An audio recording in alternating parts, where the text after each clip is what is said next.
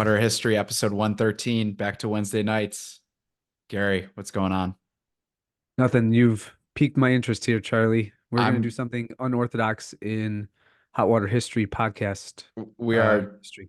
we are changing this up a little bit. I actually normally don't have a beer on the Hot Water History podcast, but and this is you can see this is Tridentine Brewing, our sponsor, which you should all check out on social media. This is the Mass the Ages one, which I love. Best way I'd describe it. It's a Belgian wit beer. I had a Blue Moon last weekend. Tastes like that, but better.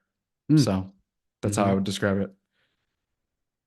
We're gonna change things up because I am not going to be able to go the entire 30 minutes or however long it takes, 30 to 45 minutes before we normally get to Meanwhile in Oak Park. I'm not going to be able to do it this time without getting your reaction to this story.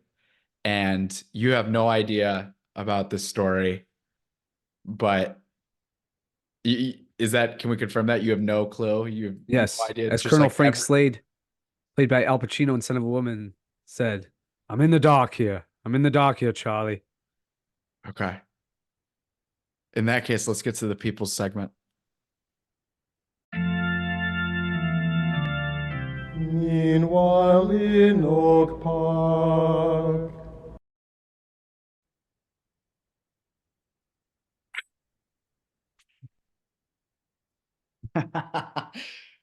Oak Park's president ends committee meeting early after, quote, threatening comment. Ooh. The comment, an alleged joke, referred to violence and left President Vicki Scaman visibly shaken. Okay. So we're not at the good part yet, but Scaman was shaken. that's just setting the scene. Scamanator. And what's interesting enough is this is just being reported now. This meeting happened February 22nd. So this took kind of a little while to get out. Mm. Anyways, Village President Vicki Scaman ended a finance committee meeting February 22nd after only 10 minutes after hearing a comment she said was, quote, threatening. Quote, I deserve to be able to participate fully in this meeting without being this upset, Scaman said as she ended the meeting. What a snowflake. Sarah Corbin, a friend of Scaman's, hold on, I didn't see this the first time I was reading it. Oh my gosh, I think there's a video. Oh, God. Well, I'm gonna watch that later. Yeah.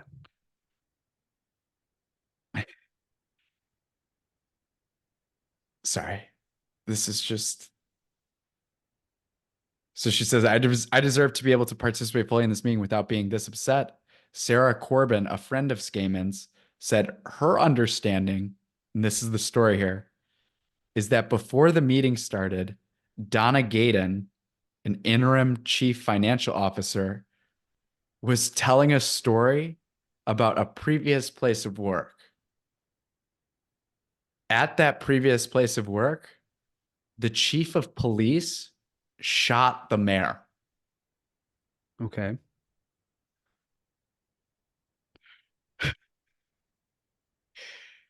Trustee Ravi Parakat reportedly leaned toward the trustee next to him and said something along the lines of, I guess we need to talk to the chief. Oh, no way. No way. No way. That's a real Oak Park news story. I'm not making that up. I'm not bullshitting that. This Oh is my I'm gosh. reading the Wednesday Journal at Oak Park. Holy cow. That's audibly too. It wasn't just in a side comment or a whisper. I guess it was loud enough to hear. This Ravi, I'm telling you, we gotta get him on. He won't accept my LinkedIn request to connect. Really, No. gotta go one step further. The story gets better. Okay. So this poor interim, I don't know how this story even comes up, but this interim CFO He's talking about, Mm-hmm. I mean, that's a crazy story. The chief of police shooting the mayor. And then Yeah. Ravi's like, I guess we gotta find the chief. We need to talk. I guess we need to talk to the chief. In a joking manner, Corbin said. Paracott declined to confirm whether this was true and said he has nothing to comment about what happened. Quote, she was quite shaken with the joke being made about gun violence, violence toward women, Corbin said. Well, it had nothing to do with the fact that she's the de facto mayor of Oak Park. Quote, it's unfortunate, I think, that she still has to meet and work with Ravi in a congenial way when he still has not apologized. In a written comment, Scaman said a comment made just prior to the meeting violated the village's values and principles, one of which is building trust through respectful dialogue and actions. Quote, regardless of his intent, it had a visible impact on Vicki, and he needs to account for that, Corbin said. Although Corbin said Scaman asked for an apology, Paracott said he is not planning to talk to any board members about the incident and would rather focus on coming together to serve the community. Quote, this is Ravi speaking. It is rather unfortunate that this is where the board relationships are, he said. Mm-hmm. There is a lot of pent-up stress. At the March 5th board meeting, roughly 10 community members attended to show support for Scaman, Corbin said. Roughly 10 all time. Scaman said that genuine support made a real difference for her and allowed her to return to doing her job. Quote, it took some of that dark cloud of really having felt quite distraught by the incident, Scaman said. Scaman added that she wants to keep the best interests of the community in mind and focus on the positives rather than the negatives. Quote, there's nothing about our environment that says it's okay to make a side comment about gun violence or violence against women, Corbin said. Oh my God. The Was the finance wait. Was the mayor that was shot, was she a woman? Or is this all projection? the story never goes into detail about whether the mayor from the original story was a man or woman. Oh wow, that'd be fascinating. This isn't just pure psychological progression, you know? Or Right. projection, not progression, but well, progression and projection. Yeah. Yeah. The finance committee meeting will be rescheduled for a further date. That's story one. Think about how what a Yeah, let's hear your let me hear your thoughts what on a it. kind of a megalomaniac has to read themselves into every situation, right? That it's as if she's the only one in existence corresponding or having to deal with other people. Right. It's just it's beyond the pale. Mm-hmm. So I just find that to be odd. And it does smack of someone who has a severe confidence problem, probably intellectual, probably organizational, probably just a lack of any, again, wherewithal of or feeling of comfort about how she's projecting and how she's operating, probably doing a very poor job. And yet, I mean, that's the reaction of a person who is generally and genuinely incompetent at what they're doing. So they lash out at the margins. Are you ready for the second story? Please. Well, the second story actually goes right along with the first Mm-hmm. because the Wednesday Journal wrote an editorial on this story. And it's titled No Jokes About Gun Violence. That's the title. They just don't we're not allowed to crack any jokes on that. No, not even the one about the Amish drive-by. No. You never heard that one? Mm-mm. What's this? clip clop, bang, clip clop. It's an Amish drive-by. Mm, No, I like I've that one. never heard that, but it's okay. It's not as funny as Ravi's joke. So No, I can only compete with our dutiful village trustee. I'm a huge yeah. fan. I'm a huge fan, Ravi. I'm gonna get a Yeah. Ravi t-shirt. We should make a Ravi. There should be some hot water history merch on like Oh, let's do it. running Ravi's like re-election. Yeah, just have Ravi for mayor slash and just cross it out president slash king of the world. Yeah. Yeah. If as alleged and not yet denied, Oak Park trustee Ravi Parakat made a joke at the board table as a finance committee meeting was to begin, one about violence toward an elected official, a female elected official, then he needs to apologize with sincerity. Oh, they're gonna test. This is like when you a parent talking about that. This is just dripping with paternalism, right? Just when you correct your children when one has wronged the other, and you say you go and apologize and make it sincere. And then of course it's never sincere, so you're just hoping as a parent that there's a shred of genuine remorse. And but there's really not. You just gotta hope that the other kid takes it. That's essentially what's going on here. It's amazing how they keep emphasizing the violence toward an elected official, a female elected official. They say Of it course. twice, you know? And this is something that I've been picking up. So in the last story, it says that Vicky ended the meeting 10 minutes before. And I believe that Ravi said it at like the transition part between, like messing around or chatting before the meeting was to take place and then when it Okay. actually takes place. So I think Yeah. there was like a 10-minute window here where She's trying to conduct the meeting but can't. I guess Vicky's just boiling. And I'm gonna look up the video later. I'm gonna pop in the film and break it down. But yeah, It's this like is this is where the tax money is going. it's critical theory theater. That's what it is. Everybody's Right. aggrieved. Everyone has to respect the other's subjective lived experience without any appeal to logic, reason, sensibilities, concerns about efficiency or productivity or anything like that.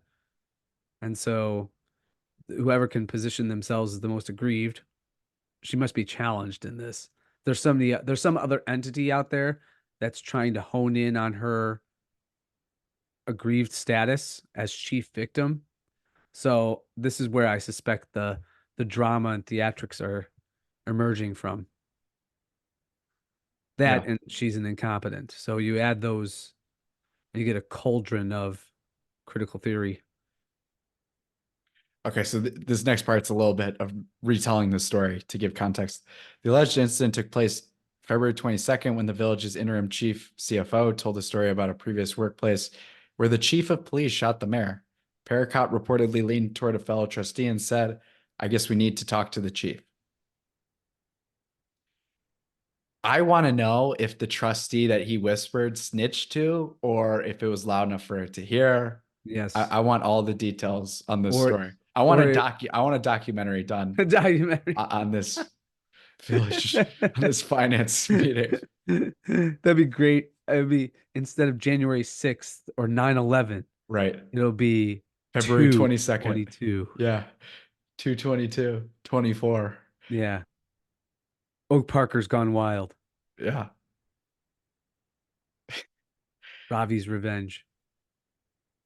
Village President Vicki Scaman adjourned the meeting shortly thereafter and said she was upset by the comment.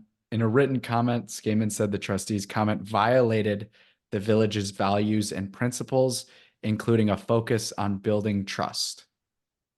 Paracott, for his part, will not comment on whether he made the troubling joke. Instead, he acknowledged there is, quote, pent-up stress on the village board and said he would focus on having the board come together going forward.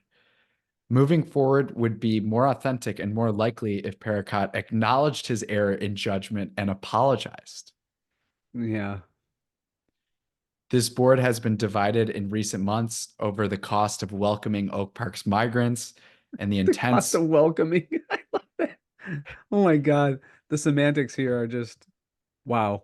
Go ahead. village response needed to provide services to these new neighbors.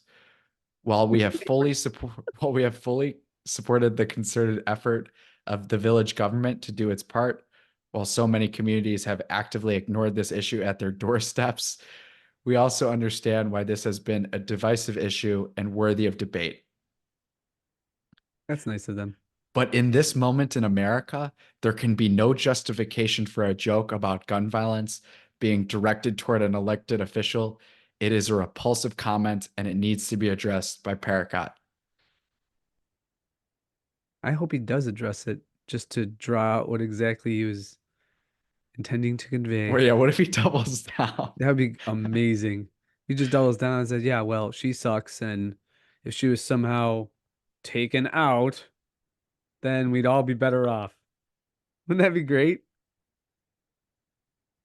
You know, it's so hard to. It would, or if he went like this, if he just took out wads of cash, he's like, it would almost be incentivized if someone had money to pay the person to take her out. Email me at ravip@gmail.com. It's so hard to love our enemies. You know? Well, no, I want the best for Vicki Scaman. And the best for Vicki Scaman would be to wake up out of her perpetual self-victimization and horrifically transparently thin skin and actually act like the strong woman she projects herself to be in reality rather than the farce that she Yeah. takes on the facade. I've just been thinking about that lately. Just how hard it is to love these people Yeah. or want the best for them, as you said. Yeah, Yeah. wanting the best for them would require in considerable and transformative metanoia, divine intervention to be sure. So we can pray that that happens. Yeah. And everyone would be better off if they reverse their course. Yeah. All right. Well, That was I hope that at least met expectations. I was a little excited. it didn't disappoint because Okay. that is in many ways that Meanwhile in Oak Park encapsulates and is just the hallmark. It's the epitome of a Meanwhile in Oak Park. Just the petty stupidity, the megalomania, the navel gazing, broad lawns and narrow minds. Oh, well, this is on the taxpayer's dime. If you're a business and you're having meetings that are inefficient, you have to say, Yeah. we need shorter meetings. We need less meetings. We need to stop doing this. We need to adjust what we're talking about. You know? Conversely, however, in calling the meeting short, that means that less damage was eventually done. That is true. Yeah. So yet another feather in Ravi's cap. If he was anticipating some massive wasteful expenditure, sorry, when we're speaking about government allocation and appropriations, that's redundant. But if he was expecting something catastrophically bad rather than just tragically bad, then, well, maybe he sabotaged the whole thing to save Oak Parkers. He is an entrepreneur. Do you know that? I didn't. Again, I Yeah. have to. Do you think if we made the T-shirt first and then sent him one, that he'd be more amenable to coming on the podcast? I don't know his address exactly, but Do we have a picture of the gentleman? We got an okay picture on his LinkedIn. Okay, well, we can work with that. But yeah, he's an entrepreneur. Awesome. Does he own gun shops or No, I'll Does he send. do? That's the thing. I feel like if we actually got the chance to, I don't know. I don't want to put words in his mouth, but I feel like if we got the chance to talk to him, we would be underwhelmed by, well, how much he loves freedom. But he's fighting a better fight than we are, you know, by True. actually being in these meetings. Yeah. So Talk about penitential. But I suspect that we'd be nonplussed by his lack of consideration for natural rights, liberties, negative law, negative rights, stuff of that nature. That being said, or any, although being an entrepreneur, maybe he's a little bit more sensitive to and willing to address, even advocate for some measure of laissez-faire.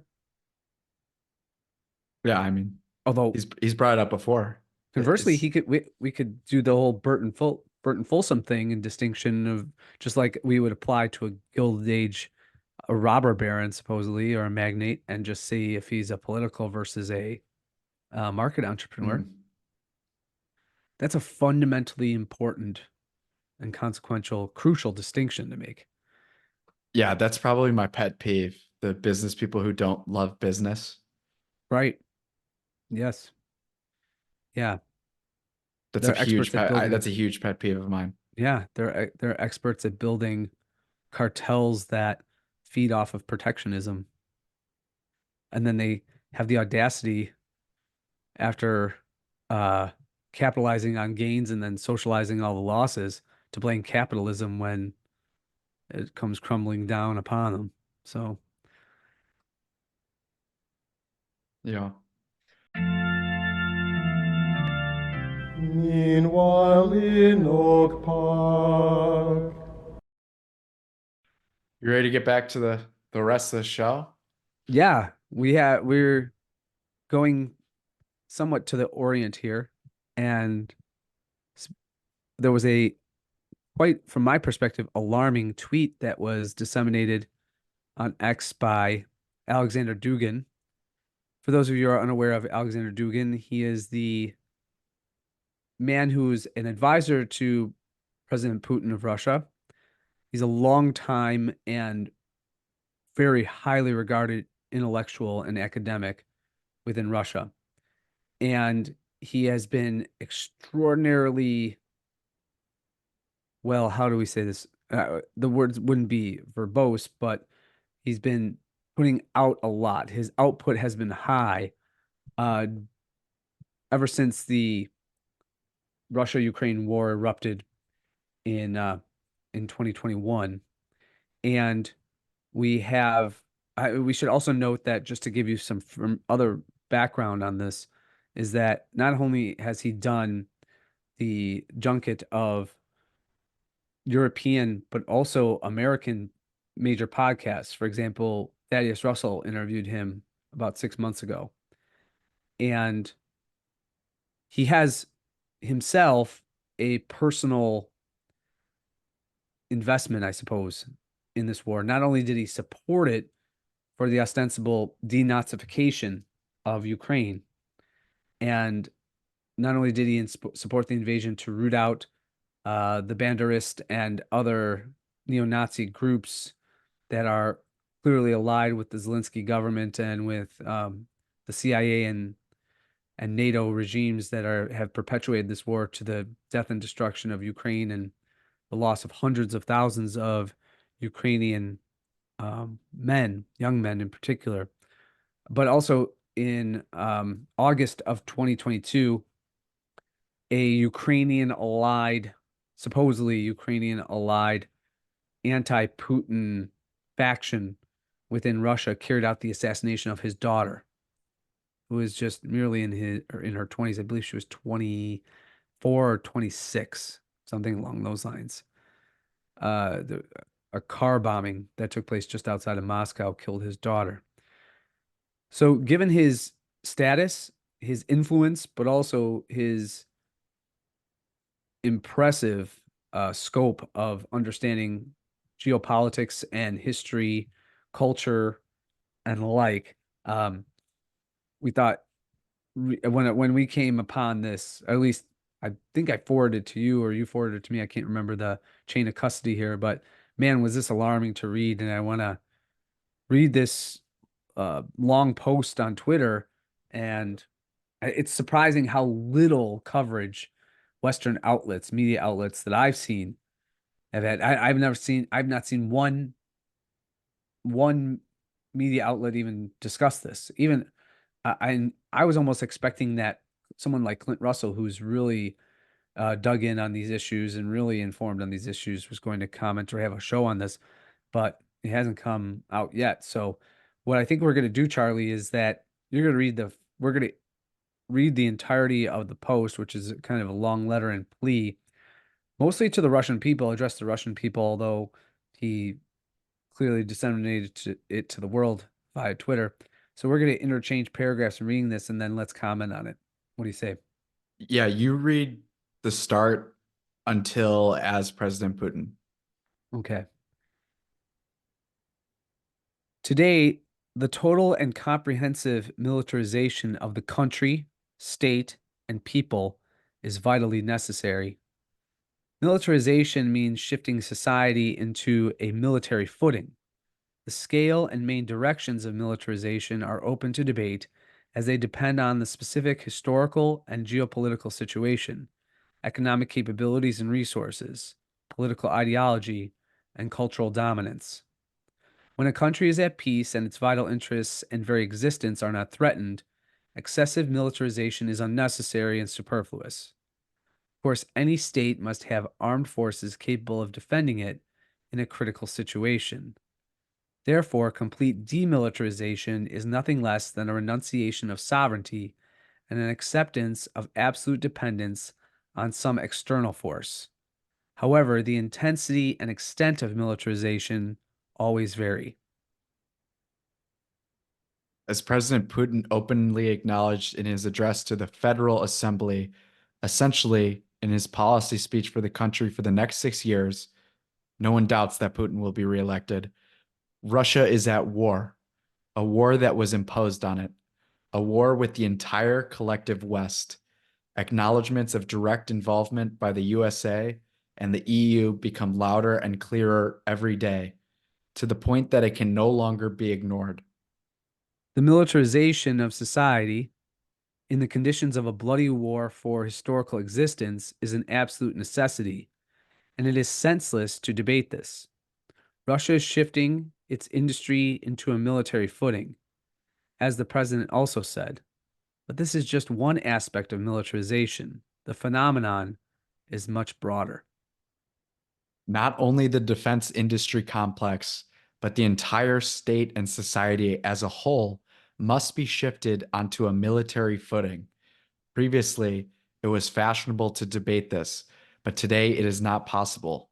To achieve victory in such a fundamental confrontation, it is necessary to transform Russia into a wartime state. Let's take a closer look at the main directions of militarization. The country must establish a military ideology, an ideology of victory. It is impossible to fight without an idea, but the homeland, the motherland, the state, these are primarily about the idea, and it must be affirmed in everything, in culture, information policy, education, upbringing, the mindset of elites and the masses, and in the psychology of everyday life. This requires the updating and widespread introduction of traditional values, historical self-awareness, and a vivid and intense representation of Russian identity. It is probably necessary to tune the ideological machine to two registers, a more intense, sharp, and clear version to be applied to the army, new subjects of Russia, and border territories. In regions far from the front, actions can be softer. Moreover, the Ukrainian regime achieves such stubborn resistance to our troops precisely because of the radical, totalitarian ideologization of its entire population.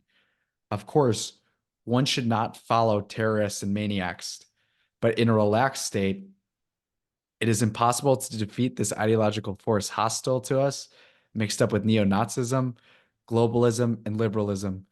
The war must become the people's war. Our military and the defense industry complex, as well as military educational structures, must be the flagships of ideologization. The structures of the main military political directorate must be fully restored, but this but this time armed with a new ideology of state patriotism. The rear must follow this process in a softer mode, but without allowing a critical break. Ultimately, the entire society should be ideologized. The work of managerial government structures must be transferred to a special mode corresponding to wartime. The norms of rest, vacations, and working days for key management areas must be reviewed due to wartime conditions and brought closer to frontline conditions. A code for conduct for civil servants in wartime should be introduced. Rest in unfriendly countries, displaying excessive luxury, procrastination, and God forbid sabotage and corruption during wartime are unacceptable. For this, severe punishment is necessary. A number of liberal rights and freedoms should be restricted due to extraordinary circumstances. Any criticism of the state, heroes of Russia, the authorities, the church, and the president, as well as attacks on patriotism, the Russian idea, and anti-war propaganda should be categorically prohibited. Any media and social networks broadcasting such an agenda should be immediately outlawed. Excesses here are inevitable, but a review of mistakes will have to be done only after victory. Obviously, the entire economy must be restructured for wartime. It has been oriented toward integration with the West and the global division of labor for too long.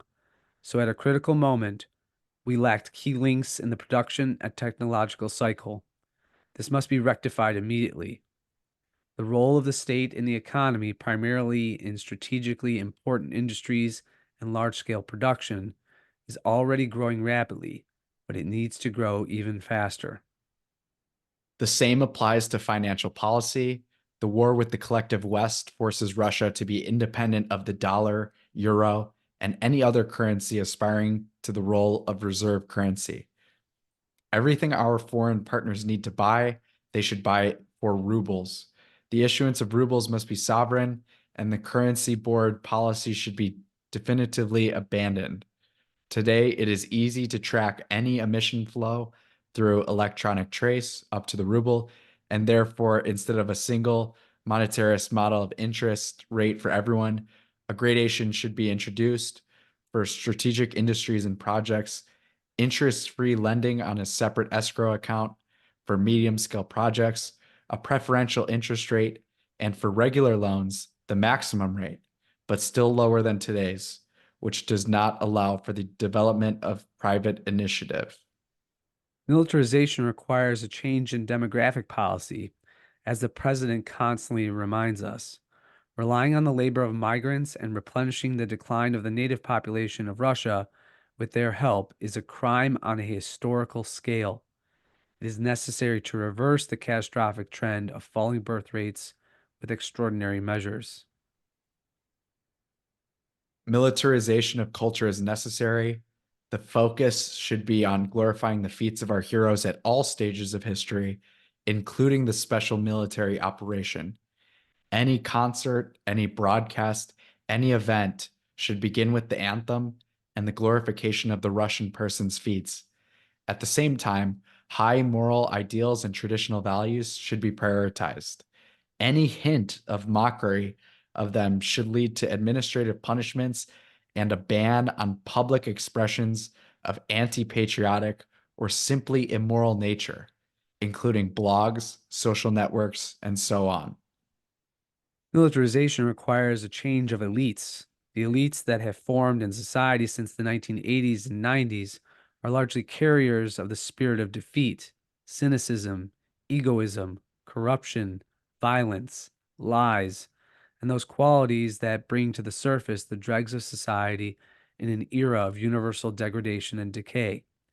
Putin made it clear in his message to the Federal Assembly: the 90s elites must go, and new elites, heroes and martyrs, creators and bearers of the highest moral principle, must take their place.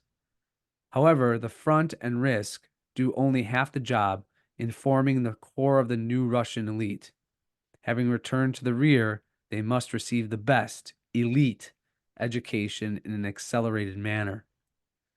However, The overwhelming majority of educational structures in Russia reflect precisely the liberal layout of the 1980s and 90s.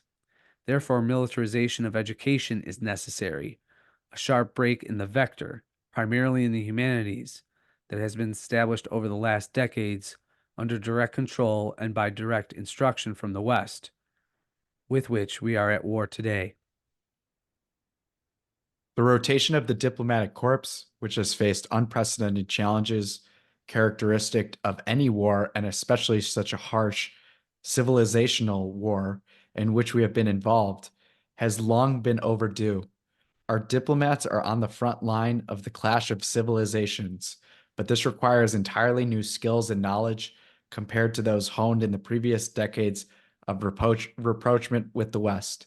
This must be carried out immediately. Militarization must also touch the media. Yes, the political broadcasting strategy is currently aiming for it, but the rest of the media's work, cultural, educational, and even entertainment, must also be subject to militarization, starting with face control and dress code for anyone appearing on screen or on official sites. Even advertising must take into account the norms of the war the country is fighting. Finally, the militarization of everyday life is necessary. Patriotism must become a way of life, reformatting the everyday psychology of the average person. All public spaces must be filled with symbols of war and victory. This idea must be conveyed to parents and educators. The goal of the entire nation is to raise a generation of heroes who will defend and rejuvenate Great Russia. Ethics and morality, purity of speech, and basic knowledge of history should be given increased attention in every family. We are fighting for language, culture, morality, traditional values, and sovereignty. This means it must be clear to everyone, regardless of age, social status, gender, and profession.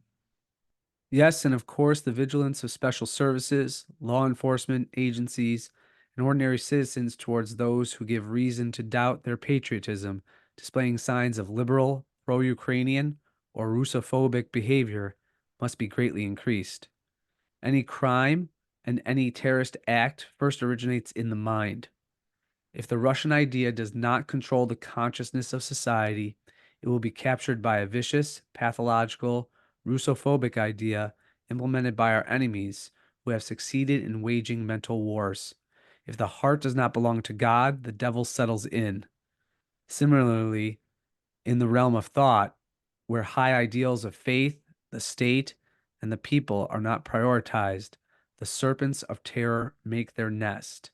It is time to revive Smersh. I might be objected.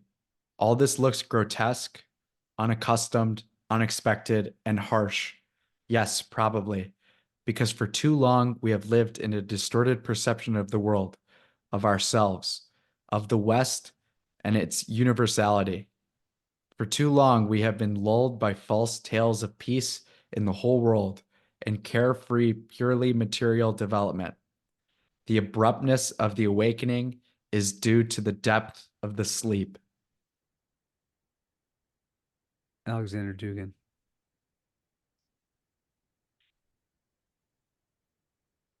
What I take Val- away from it immediately, and I did upon reading it before, is that remember that for modern Russian history and for the what we might call, and he refers to as the kind of national consciousness of the Russian people, World War II was everything. World War One, huge. And they don't really necessarily see those two conflicts as separate campaigns so much. Mhm. Um, although one was fought initially under the Tsarist regime and then led to the burgeoning and creation of the Soviet Union. But for all of the hideous genocidal Holodomor-like crimes perpetuated by Stalin and previous to him Lenin, and then successive regimes under the communists of the Soviet Union, the Russian people refer to World War II as the Great Patriotic War. That's what it's called in Russian.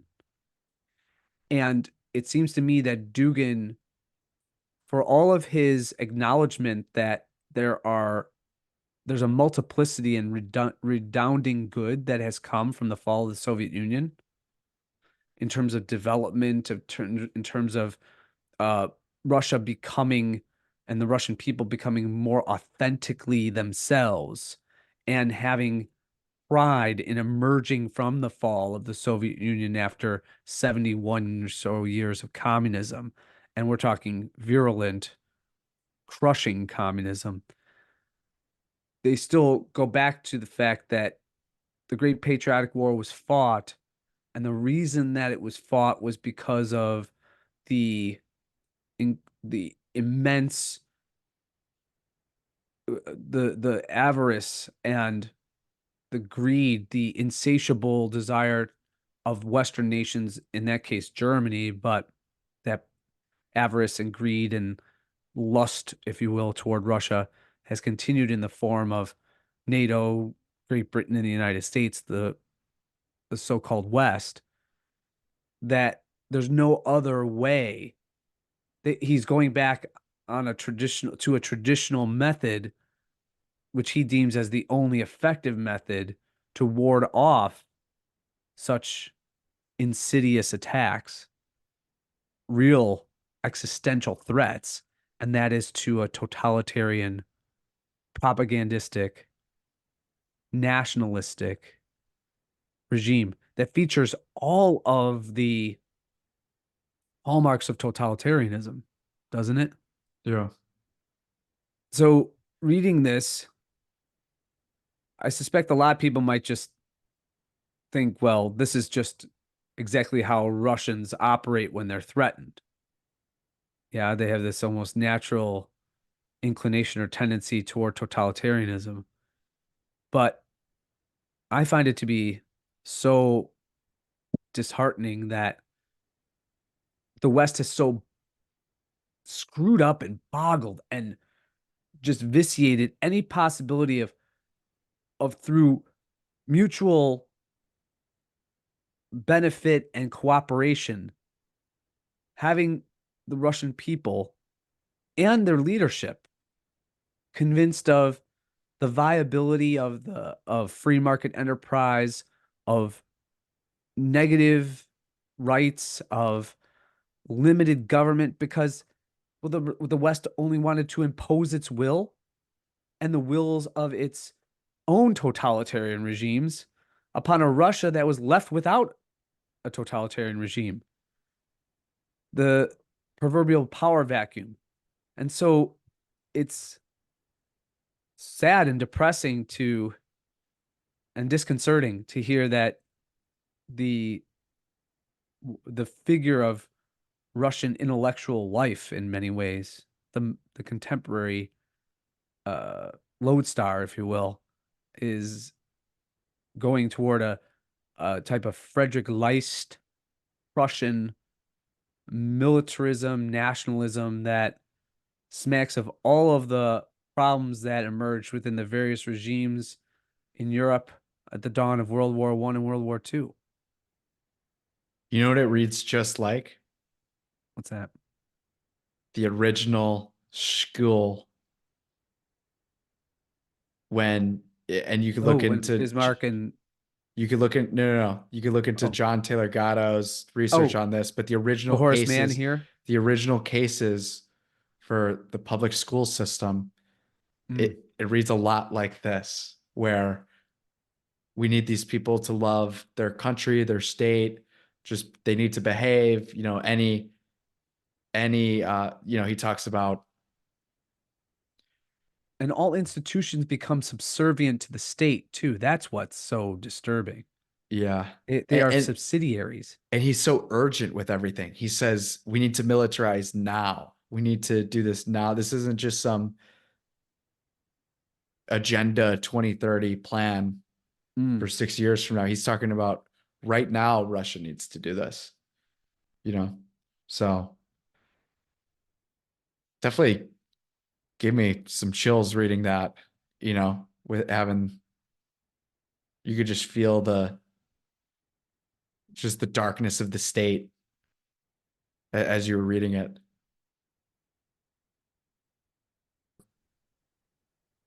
And you could just see how for total state control, it has to take over every part of our lives. That's right. You know, he's talking about how it needs to enter the psychology of the citizen Mm-hmm. for it to work. Yeah. So, And complete evisceration of basic liberties. yeah. So, I mean, down to what's also daunting is that, and sadly, I think he might be right about this. This is quite the black pill, but as the response of people to the whole COVID regime showed, it was how willing people were to be or to lemmings toward the messages of the state. And so he's convinced, and I suspect that the evidence is right there from COVID, very recent, that as he says, the state can just simply form culture. It can of its own volition. The state can so manipulate and with very drastic and immediate effects alter the collective values, the practices, customs, worldviews, and ideologies, allegiances of an entire populace. Sadly, he might be right. He might be right. They have all of the tools. I mean, if it was able to be done through the rudimentary tools that were at the disposal of previous totalitarian regimes of the 20th century, for example, well, then is it not all the more amplified by the communicative and technological methods that are available today or at the disposal of these regimes today? And then once you have that client media, and to his point, well, they're just simply going to eliminate any dissent too. Well, people are extremely manipulatable, and there's, as so many have said before, from the Milburn experiments or Milgram experiments from the 1950s and 60s, there's this desire to be obedient. And interestingly enough, although he believes that God plays a role here, but it's not God in relation to the individual who might dissent. It's God in relation to the state carrying out God's will and reporting what it's doing to the people. This is an old governmental trick. But for a people that's searching for reasons and ultimately victory, and as Dugan's, I don't do you think for a moment that he is insincere here? I think his No. sincerity Yeah, I think just he means comes business. through, but it's a dangerous authenticity, isn't it? And you talked about how it's an old state trick. It really is the oldest state trick Mm-hmm. or state trick that we descend from God to do his will.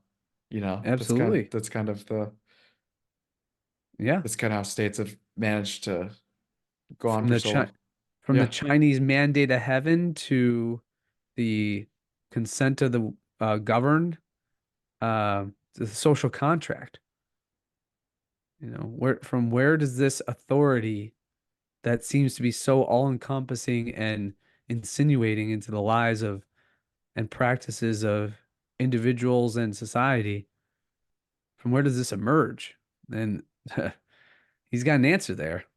It's not the answer that we would give, but it's the answer that the state is the conduit yet again. Mhm. And I love how he brushes past the idea. And this is why anarcho capitalism is not just some attractive, far-fetched, yet very far-fetched and dreamily conjured up state for us. That's the only way toward peace and prosperity. Because otherwise, you're just dealing with various levels of collectivism, nationalism, and ultimately a level of totalitarianism that is utterly degrading and crushing to the human spirit. You cannot have this institution around. It's constantly grabbing for further control. And in crises and emergencies, it just simply, those crises become such opiates for the people that anything that's filling the brain space and the airwaves becomes doctrinal, becomes de fide. Yeah.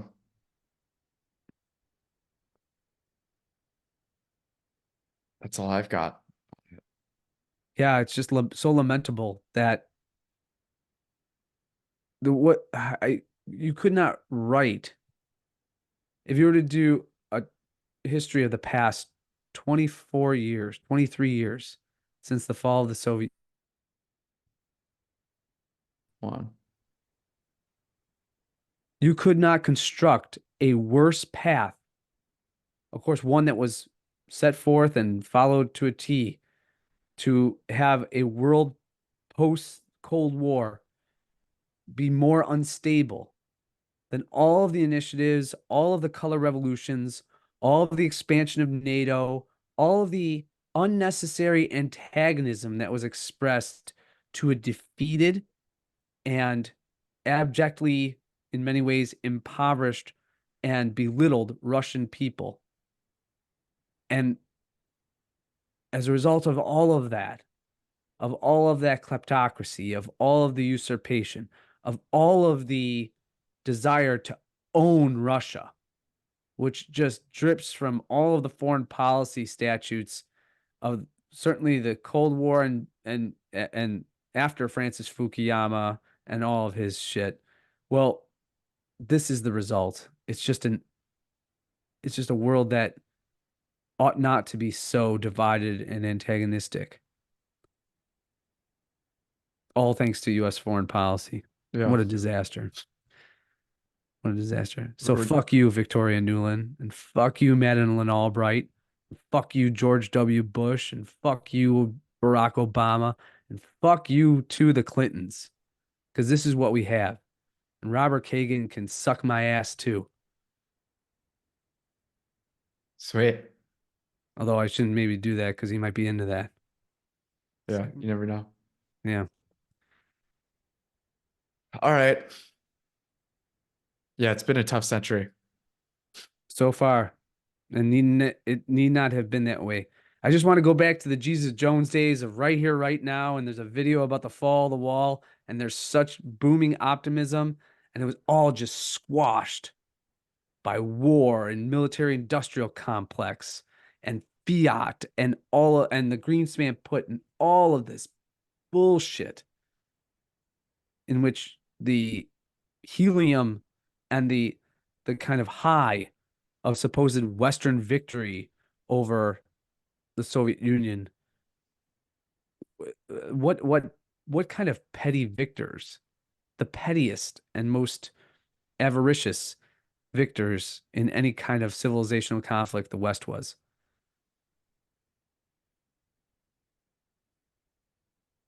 Yeah.